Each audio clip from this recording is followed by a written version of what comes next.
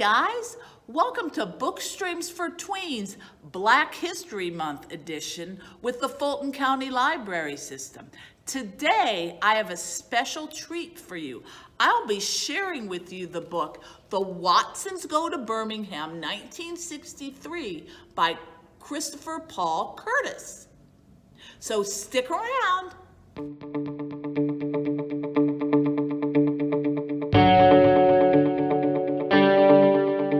Welcome back. My name is Miss Adrienne, and I am the Youth Services Librarian at the Adams Park branch in Southwest Atlanta. Today, we'll be having a special book talk honoring Black History Month and the 100th anniversary of the Newbery Award. Today, I will be looking at the book The Watsons Go to Birmingham, 1963, by Christopher Paul Curtis. It didn't win the Newbery Award. It is a Newbery honoree. The book is historical fiction which centers around the civil rights movement of the 1960s. The story takes place in Flint, Michigan, and it centers around the Watson family. The family includes Mr. and Mrs. Watson and their 3 children. Byron, he goes by By, and he's the oldest, and he's 13.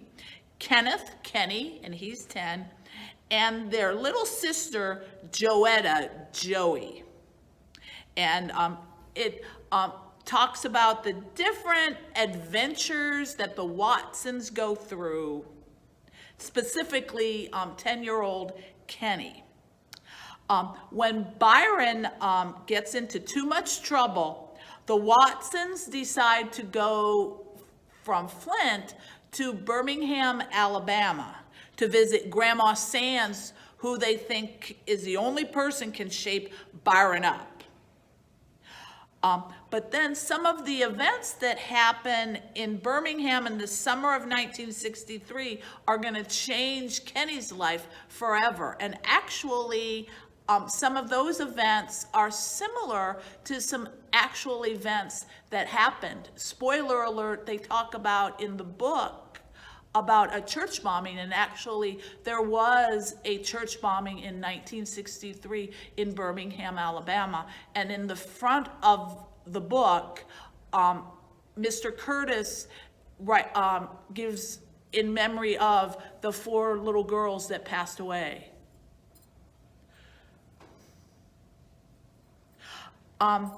The Watsons Go to Birmingham, as I mentioned, was a runner-up to the Newbery Medal, and it was selected as a top book of the year by many publications and organizations. In 2013, the New York Public Library named it one of the 100th best books that have been written in the past 100 years.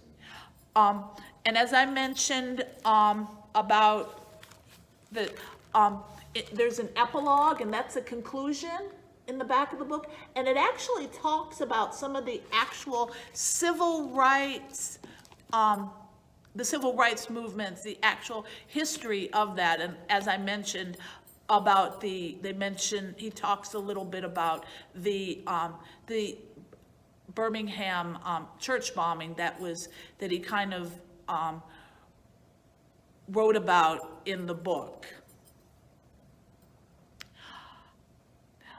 What is really neat about the book that I think many of you guys might enjoy is the funny titles of the chapter. That's why this is there's a lot of drama in it, but there's some parts that are funny. Like some of the titles include The World's Greatest Dinosaur War Ever, Froze Up Southern Folks. Okay, let me go ahead and read a part of the book and see how you like it.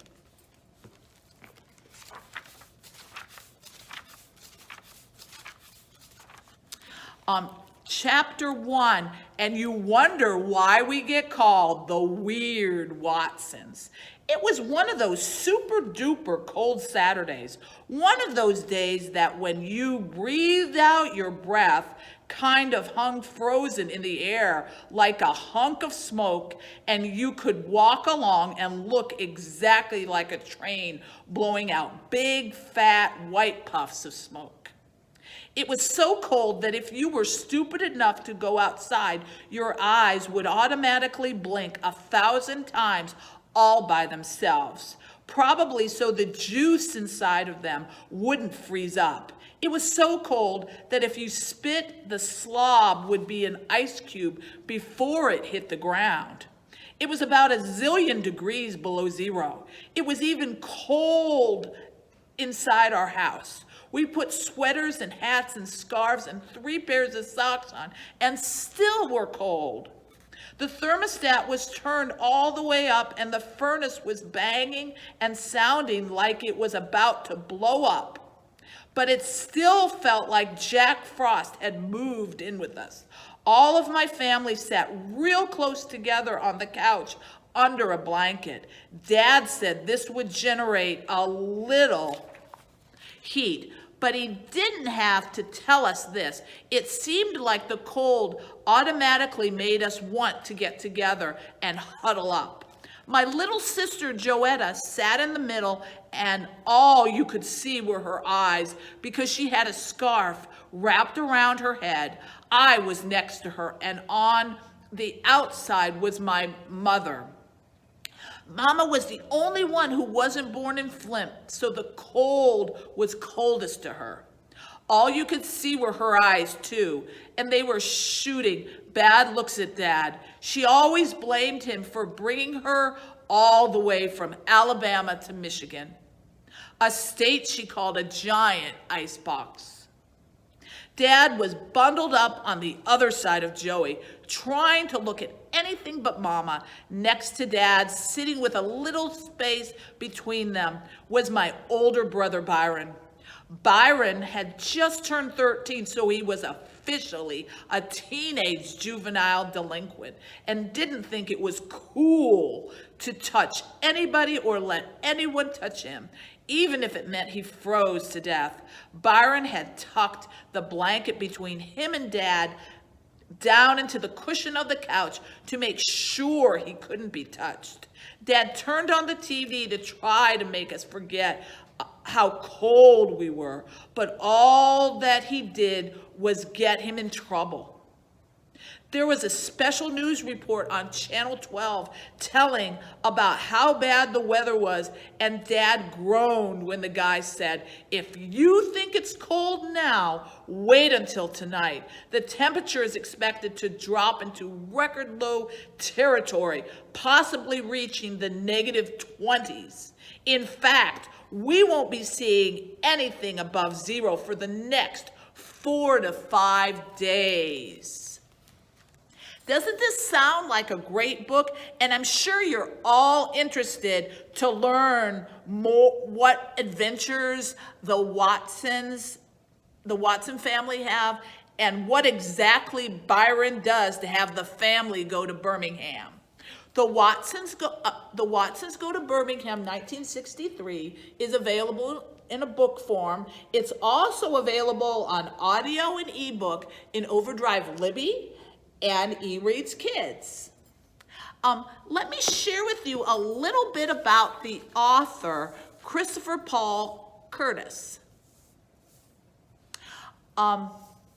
He was born on May the 10th, 1954 in Flint, Michigan.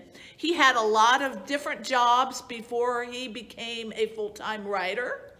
He has a degree in political science from the University of Michigan at Flint.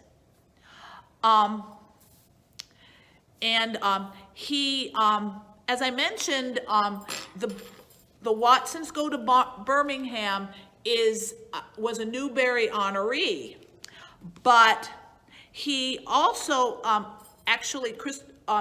Christopher Paul Curtis won the Newbery Award for his book, The Bud Not Buddy. And actually, he is the first African-American man to win the Newbery Medal. And in 2008, he won the Coretta Scott King Award again for his novel Elijah in Buxton. And then in 2020, Mr. Curtis won the Regina Medal. And this award honors his lifetime contribution in children's literature. He has a website, and he also has and his website is called nobodybutcurtis.com. And there's some YouTube. He has some interviews on YouTube, so you could learn a little bit more about him and get to know him better. Also, our database, World Book Online Kids, has some information where you could learn more about Christopher Paul Curtis. And I wanted to show you a picture, share with you a picture of him.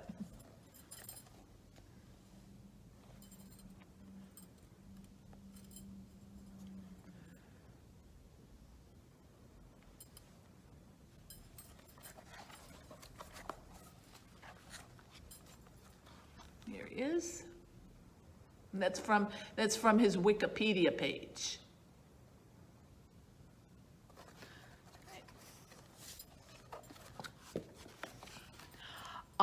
Before we end, I wanted to mention that we have a lot of great Black History Month events going on throughout the Fulton County Library System in February. Be sure to check our events page.